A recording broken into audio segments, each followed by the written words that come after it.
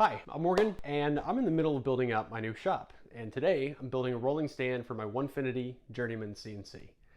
Really cool thing about Onefinity machines is that they're not confined to a factory bed. So you can swap out rails, give yourself some more capacity, make upgrades without having to replace the entire machine, and you can mount it to whatever workbench or table you already have. Or wall. Pretty cool, huh?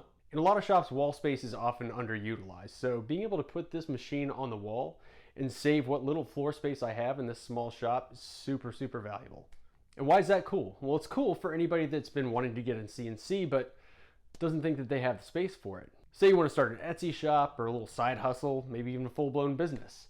This gives you a lot more options to be able to do that. So if you've been putting off getting a CNC because you don't think you have enough room in your shop, friend, I'm here to tell you, you do. Probably.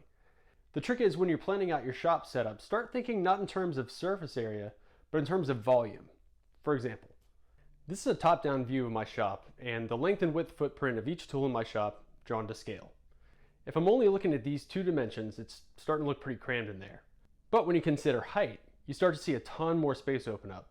Rather than each tool having dedicated floor space, I can stack tools to take advantage of that third dimension, vertical space. Knowing that, I'm going to mount my Onefinity on a base with casters that I can roll in and out from under the outfeed of my main workstation, then build the rest of the workstation around that. Yeah, the machine's going to sit a little bit lower than normal working height, but when I really think about it, I don't actually need it at normal working height. The only time I'm up close and personal with the machine is when I'm either swapping out material or changing bits. So it's really no biggie to have to kneel down for a few minutes at a time.